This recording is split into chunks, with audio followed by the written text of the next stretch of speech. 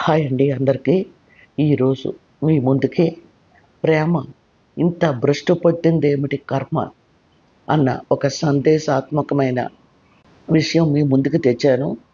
నేను అనుకోకుండా యూట్యూబ్ చూస్తుంటే నాకు ఒక ఛానల్లో ఆ దువ్వాడ శ్రీను, వాణీలను ఆ ఛానల్ వారు ఎంతో గొప్పగా ఇన్వైట్ చేస్తూ లవ్ సింబల్స్ వాళ్ళ వెనకాల డిస్ప్లే అవుతున్నట్టు పెట్టి వాళ్ళిద్దరు ఫోటో అతని భుజం మీద ఆవిడ వాలిపోయి తన్మయత్వంలో ఉన్న ఫోటో పెట్టి ఎంత నీచంగా నికృష్టంగా, అసలు ఆవిడ ముగ్గురు పిల్లల తల్లి, ఇతను ఇద్దరు బిడ్డల తండ్రి, అల్లుడు కూడా వచ్చాడు అన్న విషయం వాళ్ళకి లెక్కలేదు అన్నట్లు ఇంటర్వ్యూ చేయడం మొదలుపెట్టారు. మీలో కొంతమంది అయినా ఆ ఇంటర్వ్యూ చూసే ఉంటుంటారు. ముఖ్యంగా యాంకర్ నవ్వు ముఖంతో పొంగిపోతూ తుళ్ళిపోతూ, పాపం అతనిది తప్పు లేదులేండి, అక్కడ జాబ్ చేస్తున్నాడు కదా, ఈ ఇంటర్వ్యూ నువ్వు ఎంత గొప్పగా చేస్తే మనకు అంత రేటింగ్ పెరుగుతుందని చెప్పారేమో వాళ్ళ బాస్. చాలా తన్మయత్వంతో నవ్వుకుంటూ, నాకు చూడాలని ఉంది మీ డ్యాన్సు, మీరు ఏదో పాట పాడతారంట కదా, ఇలా చాలాసేపు ఇంటర్వ్యూ చేశారు. ఆ ఇంటర్వ్యూ చూసి నాకు మతిపోయి ఏం చేయాలో తెలియక కామెంట్ పెట్టాను. ఎంతోమంది నా కామెంట్ని లైక్ చేస్తూ చాలా రిప్లైలు ఇచ్చారు. వెంటనే నాకు కొంత మనశ్శాంతి వచ్చినట్టు అనిపించింది. నేను ఒక్కదాన్నే ఇంత ఇరిటేట్ అవ్వలేదు, చాలామంది ఇరిటేట్ అవుతున్నారు మాట అని వెంటనే నాకు దీన్ని మీ అందరి ముందుకి తీసుకురావాలన్న ఉద్దేశంతో నేను ఈ వీడియో చేస్తున్నాను. ఒక్క మాటలో చెప్పాలంటే, నేను రాసిన మిస్టర్ పర్ఫెక్ట్ సినిమా కథలో కూడా మెయిన్ థీమ్ ఇష్టం వేరు ప్రేమ వేరు అని రాశాను. నా నవల్లో కూడా ఇష్టం వేరు ప్రేమ వేరు అన్న మెయిన్ లైన్ అనుకొని నేను ఆ నవల రాయడం జరిగింది. ఈ విషయం నేను ఎందుకు చెప్తున్నానంటే, మనలో చాలామందికి ఎన్నో రకాల ఇష్టాలు ఉంటాయి. ఆ ఇష్టాలు లెక్క జమ ఉండదు. ఆ ఇష్టాల మీద ప్రేమ అన్నది ఉండదు. ఓన్లీ ఇష్టమే ఉంటుంది. ప్రేమ అన్నది ఒక్క మాటలో చెప్పాలంటే గుప్త నిధిలాంటిది. గుప్త నిధితో ఎందుకు నేను పోలుస్తున్నానంటే, అది బయటికి కనబడదు. రాజుల కాలంలో ఉమ్మడి కుటుంబాలు ఉన్నప్పుడు వాళ్ళు సంపాదించినవి ఇప్పట్లా లాకర్లో అవి లేక పిల్లలకి దక్కాలన్న ఉద్దేశంతో పొలంలో తవ్వి ఎక్కడో దాస్తారు. అంటే గుప్త నిధి కిందే లెక్క కదా. గుప్త నిధి ఎక్కడ పడితే అక్కడ ఎలా అందరికీ కనబడదో ప్రేమ కూడా అంతే అని నేను నమ్ముతున్నాను. కానీ మారిన కాలంలో ఆ ప్రేమని నవ్వుల పాలు చేస్తున్నారు కొంతమంది.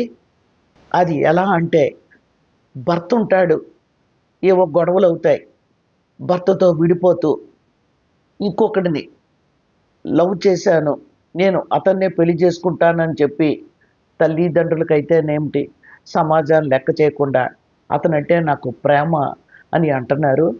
ఈ ప్రేమ ఎప్పుడు పడితే అప్పుడు ఒకరి మీద ఏర్పడేది కాదు. ఇందాక నేను చెప్పానే గుప్త నిధిలాడితే, మరి అటువంటి ప్రేమని ఎందుకు ఇలాంటి మనుషులు ఎగతాళి చేస్తున్నారో నాకైతే అర్థం కావడం లేదు. ఇక్కడ నేను మీతో ఒకటి చెప్పాలి.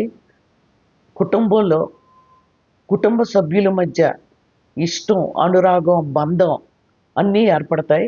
అలాగే స్నేహితులతో, ఇంటి పక్క వాళ్ళతో, పరిచయమైన వాళ్ళు దగ్గరికైతే వాళ్ళ మీద కూడా ఇష్టం, గౌరవం, బంధం ఏర్పడుతుంది. ఒక రక్త సంబంధికుల మధ్యన మాత్రమే కాదు ఈ బంధాలన్నీ. కానీ ఆ బంధం ఇంకా స్ట్రాంగ్ అయ్యి వాళ్ళ మీద ప్రేమ ఏర్పడుతుంది. ఈ ప్రేమ ఒక్క కుటుంబ సభ్యులతోటే కాదు, ఎంతోమందో ప్రేమికులు ఒకరిని చూసి ఒకరు ఇష్టపడి వాళ్ళతో ట్రావెల్ చేసి, అతను లేకపోతే నేను బ్రతకలేను అని అమ్మాయి అనుకుంటుంది, అమ్మాయి లేకపోతే నేను బ్రతకలేను అని అబ్బాయి అనుకుంటాడు. కానీ ఇరువైపుల పెద్దలు ఆ పెళ్ళికి అంగీకరించరు. కులం గురించో, స్టేటస్ గురించో, ఏదో ఒక దాని గురించే. అప్పుడు వాళ్ళు ఇంట్లోంచి ఎవరికి చెప్పా పెట్టకుండా ఎక్కడికో వెళ్ళిపోయి నానా కష్టాలు పడి వాళ్ళ ప్రేమని గెలిపించుకుంటూ సెటిల్ అవుతారు. అటువంటి వాళ్ళ మధ్య ఏర్పడినది నిజమైన ప్రేమ. మరి కొంతమంది 3, 4 ముచ్చట కింద ఒకరినొకరు ఇష్టపడి అదే ప్రేమని భ్రమపడి కొద్ది రోజులు పోయిన తర్వాత బ్రేకప్లు చెప్పుకుంటారు. అది ప్రేమ కాదు. నేను మళ్ళీ మళ్ళీ చెప్తున్నానండి. ప్రేమ అన్నది ఒకసారి మనసులో ఏర్పడినాక అది తొలగిపోవడం చాలా కష్టం. మరి అటువంటిది అసలు విషయంలోకి నేను వస్తాను. దువ్వాడ శ్రీను అన్న అతను తన ఫ్యామిలీతో ఉన్నప్పుడు ఎంత ఎమోషనల్గా కూతుర్ని దగ్గరికి తీసుకొని కళ్ళల్లో నీళ్లు పెట్టుకుంటూ కొంచెం వణికిపోతూ నా కూతురు ఇంకో ఇంటికి వెళ్తుందంటే నేను తట్టుకోలేకపోతున్నాను అని అన్నాడు. అతను మనిషే కదండి, అన్ని ఎమోషన్స్ ఉన్నాయి. కానీ అతను చెప్తున్నది ఏమిటంటే, నేను ఆ ఇంట్లో నరకం అనిపించాను, అందుకే నాకు వాళ్ళు వద్దు అని అనుకుంటున్నాను అని అతని ఆత్మని అతను చంపుకుంటున్నాడు. కారణం ఏమిటంటే, అతన్ని మ్యాగ్నెట్లా అంటుకుపోయిన ఆ వాణి ఉంది కదా, ఆ వాణి ఉంటే పర్వాలేదండి, డ్యాన్సులు చేస్తుంది, పాటలు పాడుతుంది, నా రాజా నా రాజా అంటూ మీదన పడిపోతుంటే, పురాణాల్లో విశ్వామిత్రుణ్ణి మేనక తపస్సు భంగం ఎలా కలిగించిందో అలాగా ఈవిడ మేనక ఒక్క డ్యాన్సే చేసింది. ఈవిడ ఏవేవి చేస్తుందో అందరికీ తెలుసు. 24 అవర్స్ నా రాజా నా రాజా అంటుంటే ఈ మహానుభావుడు ఫుల్ మ్యాగ్నెట్లా ఆవిడికి అతుక్కుపోయాడు. మరి దీన్ని ప్రేమని ఎలా అంటారు చెప్పండి? ఛానల్ వాళ్ళైతే పువ్వు ఒకటి ఇచ్చి దువ్వాడ శ్రీనుకి ఆవిడకి ఇమ్మని చెప్తే అతను మామూలుగా ఇచ్చిపోతుంటే అదేంటి ఒక్క డైలాగ్ చెప్పండి అని నవ్వులు కేరింతలు ఆ యాంకర్ పక్కన ఉన్నవాళ్ళును.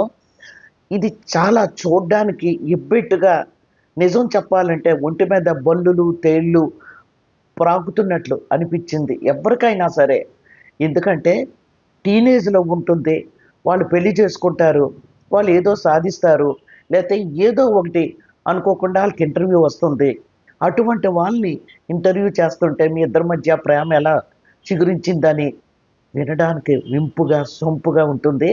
కానీ కనీసం ఇలాంటి చిన్న ఇంగిత జ్ఞానం లేకుండా ఆ ఛానల్ వాళ్ళు 3 పిల్లల తల్లిని 2 బిడ్డల తండ్రిని పట్టుకొని ప్రేమ గురించి మాట్లాడడం చాలా, మన సమాజం 100కి 99% పాడైపోయింది అని చెప్పుకోవడానికి నిదర్శనం కింద నాకైతే మాత్రం అనిపిస్తుంది. కొంతమంది మనుషులు డబ్బుల కోసం గడ్డి తింటారని విన్నాను, కానీ ఈ ఛానల్కి ఇదేం బుద్ధి? ఇటువంటి వాళ్ళని ఎంకరేజ్ చేస్తే రేపు తగుదనమ్మా అంటూ కొంతమంది బయలుదేరతారు. బయలుదేరి నాకు 2 పిల్లలు, నా భార్యకి నాకు పడలేదు, ఇదిగో ఈవిడ అని చెప్పి ఇంటర్వ్యూ చేయమంటారు.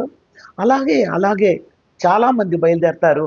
ఎందుకంటే వాళ్ళకి అసలు ప్రేమ విలువ తెలియని మూర్ఖులు. ఆ ఛానల్ వాళ్ళు ఇంకొకటి కూడా ఆలోచించలేదు. మనిషి అన్నాక అది ఎవరైనా ఆలోచిస్తారు. ఎందుకంటే డివోర్స్ తీసుకున్నాక ఈ ప్రోగ్రాం పెట్టినా సరే అప్పటి వరకు అతనితో నా తండ్రి ఈయన, మా ఆయన అని చెప్పుకునే ఆ కుటుంబం డివోర్స్ తీసుకున్నా కూడా ఈ ప్రోగ్రాం చూస్తే బాధపడక మానరు.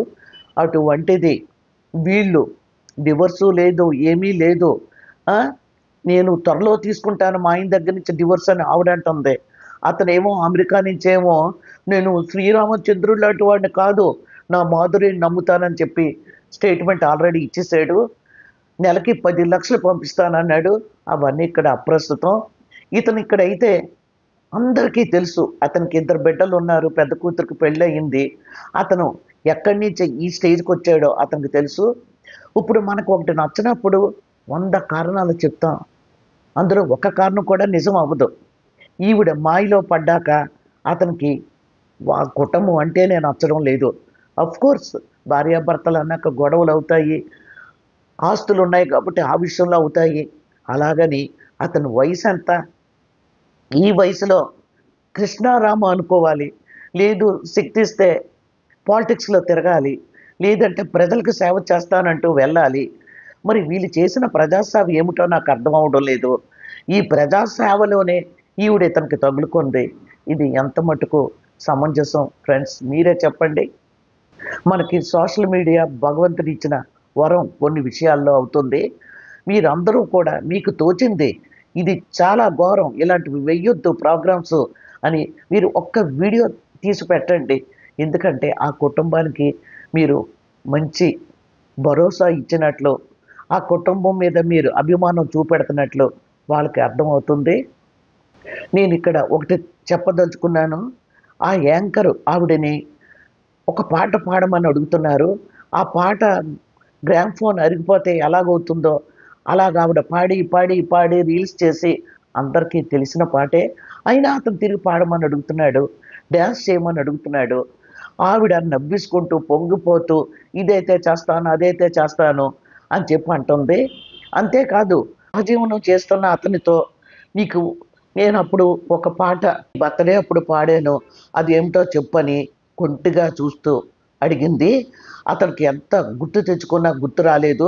వెంటనే ఆవిడ అయితే నేను పాడను, నీకు గుర్తు రాలేదుగా అని అంది. ఇంక యాంకర్ ఒకటే నవ్వేస్తూ చెప్పండి సార్ మీకేంటి?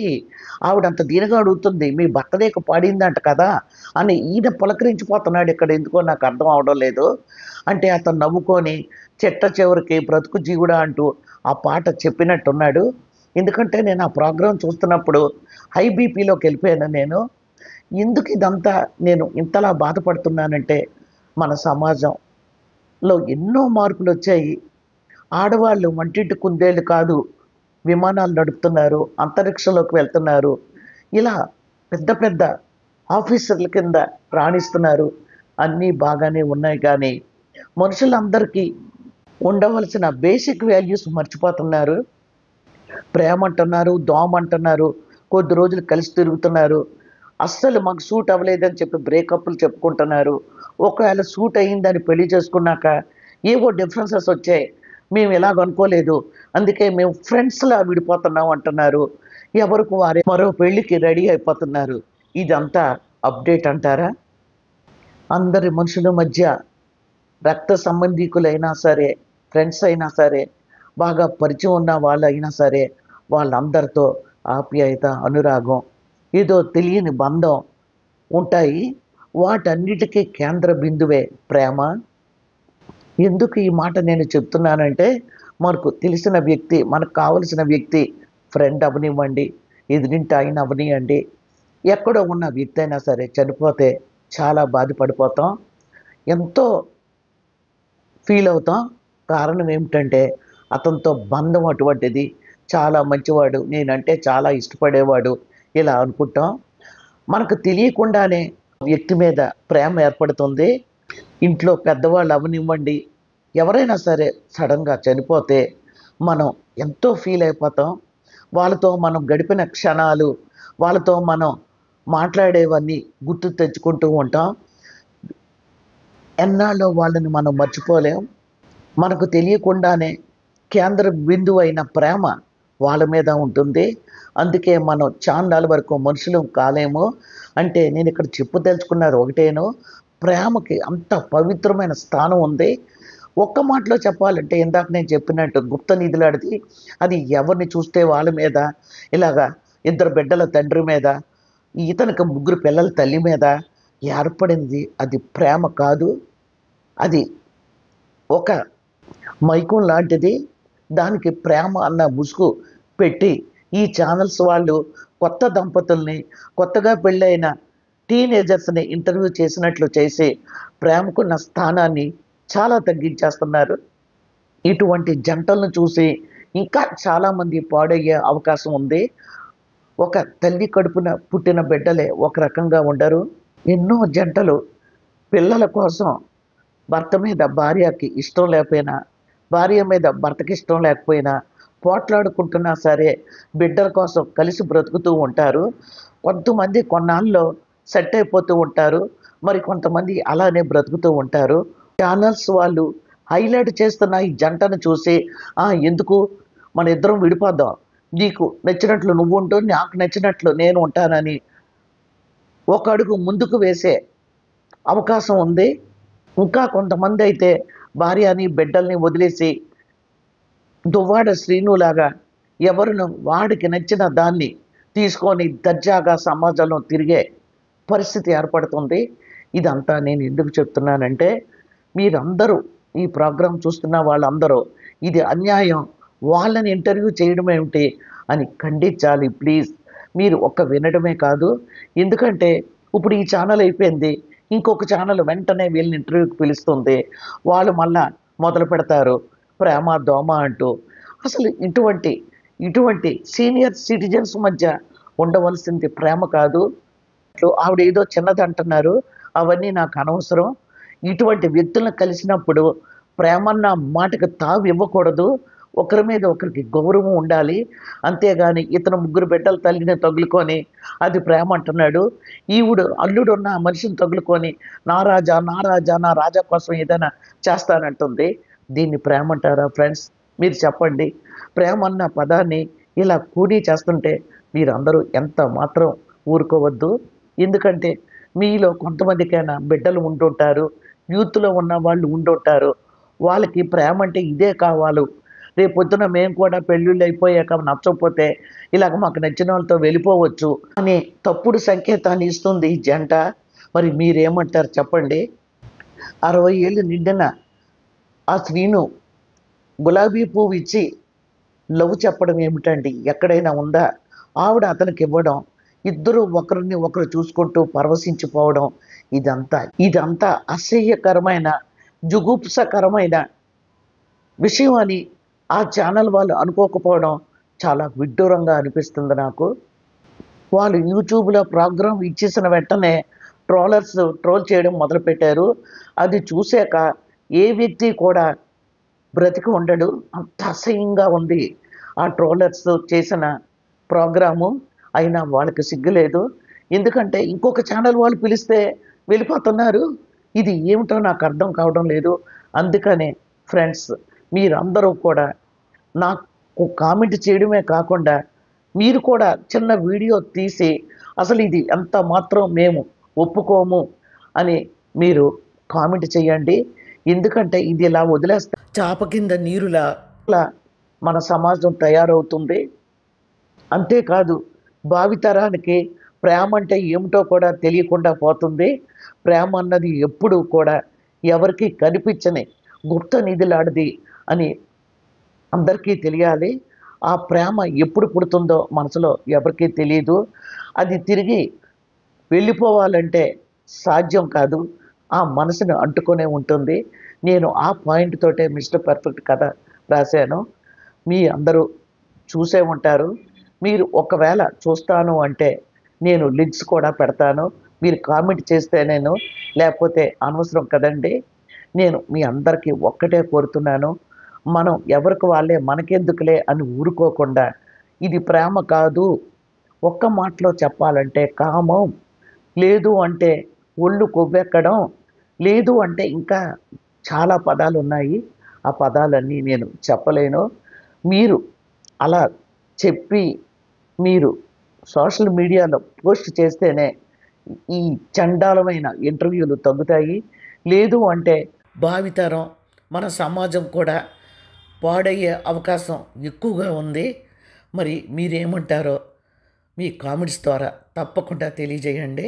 ఉంటాను, బై, టేక్ కేర్.